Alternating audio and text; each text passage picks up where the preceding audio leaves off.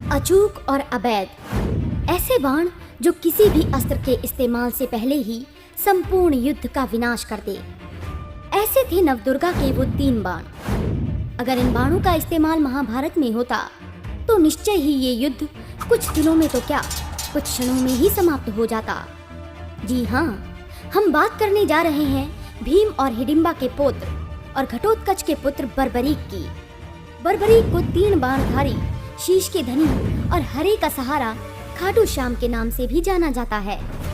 पर क्या है इस महाशक्तिशाली अजय वीर की कथा, जिसे स्वयं श्री कृष्ण ने महाशक्तिशाली योद्धा की उपाधि दी थी। स्कंद पुराण के अनुसार घटोत्कच के शास्त्रार्थ की प्रतियोगिता जीतने पर श्री कृष्ण ने उसका विवाह दैत्यराज मोर की पुत्री मौरवी से करवाया था। घटोत्कच व माता मौरवी को एक पुत्र रत्न की प्राप्ति हुई, जिसके बाल बब्बर शेर जैसे थे, जिसके कारण उस बालक का नाम बर्बरीक रखा गया। बर्बरीक में महाबली भीम के अंश के साथ साथ अपनी दादी हिडिंबा का मायावी अंश भी विद्यमान था, जिस कारण वो अत्यंत बलवान और बुद्धिमान था। कथाओं के अनुसार बर्बरीक बाल्यावस्था से ही जिज्ञासु था, अतः अपने पुत्र के इस गुण को जानकर घटोत्कच उसे श्री कृष्ण के पास द्वारका ले आए। हे वासुदेव, बार्बरिक में वो सब गुण हैं जो इसे दूसरों से श्रेष्ठ बनाते हैं, परंतु इसकी जिज्ञासा को मैं शांत नहीं कर सकता, अतः आप ही इसका मार्गदर्शन कीजिए। बार्बरिक, तुम मुझे उतने ही प्रिय हो जितने कि तुम्हारे पिता और दादा भीमसेन हैं। तुम अभी गुरु विजय सिद्धसेन की शरण में जाओ, वही तुम्हारी जिज्ञासा शांत करेंगे। श्री कृष्ण की आज्ञा लेकर बर्बरीक गुरु विजय सिद्धसेन के आश्रम जा पहुँचे और उन्हें सारी बात बताई, जिसके पश्चात बर्बरीक ने वहां रहकर अस्त्र शस्त्र व वेदों का ज्ञान प्राप्त किया, परंतु उनके मन की जिज्ञासा शांत नहीं हुई। उनके गुरु के पूछने पर उन्होंने बताया, गुरुदेव, मैं एक महान कुल से संबंध रखता हूँ, जिनके महारथियों की गिनती भी नहीं की जा सकती। मैं ये सोचता हूँ कि मेरे पास ऐसा कौन सा गुण है, कौन सा शस्त्र है जो मुझे सही रूप में उन्हीं का वंशज बनाता है। अपने शिष्य की इतनी विचित्र जिज्ञासा को जानकर गुरु भी अचंभित रह गए और इसके पश्चात उन्होंने बर्बरीक को नवदुर्गा की आराधना करने का आदेश दिया और ये कहा कि तुम्हारी जिज्ञासा केवल जगत जननी ही शांत कर सकती है। कई वर्षों तक बर्बरीक ने माँ दुर्गा की घोर तपस्या की और उन्हें प्रसन्न किया। बर्बरीक की तपस्या से प्रसन्न होकर माँ दुर्गा प्रकट हुई और बोली, वीर बर्बरीक, तुम्हारी तपस्या पूर्ण हुई। बोलो, क्या वरदान चाहिए तुम्हें? माँ, मैं आपसे ऐसा दिव्य अस्त्र चाहता हूँ जो अर्जुन के बाणों की तरह अचूक और भीमसेन के बल की तरह महाशक्तिशाली हो।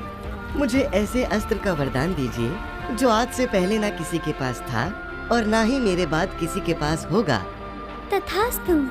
इसके पश्चात आशीर्वाद स्वरूप माँ दुर्गा ने बर्बरीक को 3 अभेद बाण दिए, जिससे वो कुछ क्षणों में ही किसी भी युद्ध को समाप्त कर सकता था।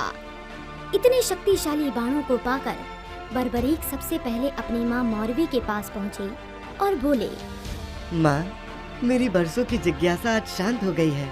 अब मैं अपने आप को पूर्ण रूप से पांडवों के कुटुंब का देखता हूँ। ये 3 बाण इतने शक्तिशाली हैं कि अब मुझे कोई भी पराजित नहीं कर सकता। तुम्हें प्रसन्न देखकर मैं भी प्रसन्न हूँ पुत्र, पर मुझे एक वचन दो कि तुम सदैव कमजोरों के पक्ष में ही युद्ध लड़ोगे। बर्बरीक ने बिना सोचे समझे अपनी माता को ये वचन दे दिया और महाभारत के युद्ध में भाग लेने के लिए अपने नीले घोड़े पर सवार होकर कुरुक्षेत्र की ओर निकल पड़े। महाभारत की कथा के अनुसार सभी पांडव इस विचार से ग्रसित थे कि कौरवों की महाविशाल सेना के सामने उनकी सेना तिनके मात्र है कि तभी वहां बर्बरीक आ पहुँचे और अपने सभी बड़ों को ये आश्वासन दिलाया कि उसके असीम बल और 3 अभेद बाणों से वो शत्रु की अनगिनत सेना का भी अकेले ही वध कर सकते हैं। जब ये बात श्री कृष्ण को पता चली तो वो बर्बरीक के इस कथन को परखने के लिए उसके पास जा पहुँचे और बोले, पुत्र बार्बरिक, मैं अभी इस युद्ध में भाग लेने वाले सभी महारथियों से मिलकर आ रहा हूँ। मैं ये जानना चाहता था कि कौन सा महारथी इस युद्ध को अकेले ही कितने समय में समाप्त कर सकता है।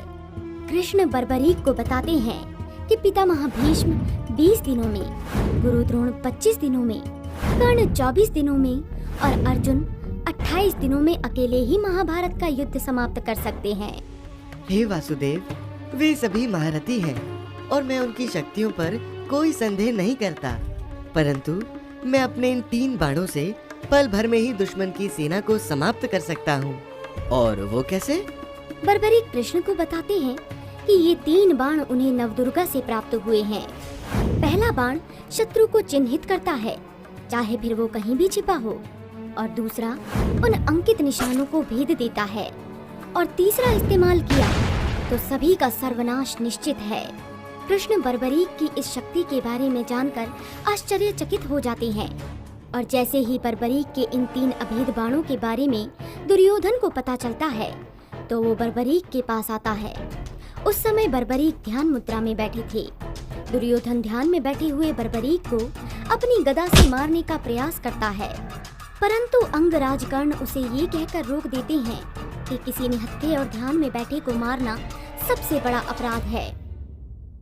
बर्बरीक के बाणों के बारे में जानकर पांडवों में अत्यंत उल्लास था, परंतु श्री कृष्ण को बर्बरीक की शक्ति और उसके वचन की चिंता सताए जा रही थी, जो उसने अपनी माँ को दिया था, जिसके लिए श्री कृष्ण बर्बरीक के पास जा पहुँचे और उन्हें पीपल के सभी पत्तों को अपने बाणों से भेदने को कहा। जब बर्बरीक अपने मंत्रों से दैविक बाणों को जागृत कर रहा था, तब श्री कृष्ण ने पीपल का एक पत्ता अपने पैर के नीचे छिपा लिया। बर्बरीक ने पहला तीर छोड़ा और सभी पत्तों को अंकित कर दिया, और उसने क्षण भर में ही सभी पत्तों को भेद डाला। वही तीर अंत में श्री कृष्ण के पैरों के पास आकर चक्कर लगाने लगा, जिससे श्री कृष्ण समझ गए कि अगर बर्बरीक दुर्योधन के पक्ष से लड़ा तो वो पांडवों को कहीं भी छिपा ले, उसके बाण उन्हें ढूंढकर मार ही डालेंगे।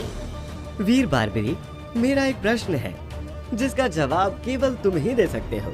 तुमने अपने माता को वचन दिया है कि तुम सिर्फ कमजोर की तरफ से ही लड़ोगे, तो तुम्हारे पहले वार के बाद तो दुर्योधन कमजोर हो जाएगा, अतः उसके बाद तुम उसकी तरफ से अपने कुटुंब के विरुद्ध खड़े होगे। मेरा वचन तो यही कहता है वासुदेव। इस तरह तो तुम दोनों दलों के बीच में झूलते ही रहोगे और अंत में सब मर जाएंगे और बचोगे तो केवल तुम।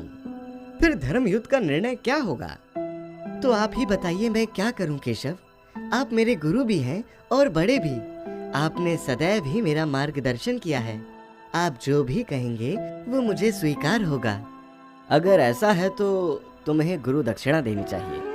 इसके पश्चात श्री कृष्ण बर्बरीक से उसका शीश गुरु दक्षिणा में मांग लेते हैं, और बर्बरीक तनिक भी संकोच ना करते हुए अपना सर काट कर श्री कृष्ण को भेंट कर देते हैं, जिस पर श्री कृष्ण ने अत्यंत प्रसन्न होकर बर्बरीक से कोई भी वरदान मांगने को कहा।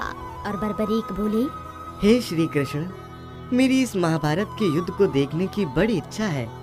कृपया कर मुझे ऐसा वरदान दीजिए कि मैं संपूर्ण युद्ध को देख सकूं। हे वीर बर्बरीक, तुम महान हो। मैं तुम्हें आशीर्वाद देता हूँ कि तुम्हारी आंखें सारा युद्ध हर बारीकी से देखेंगी।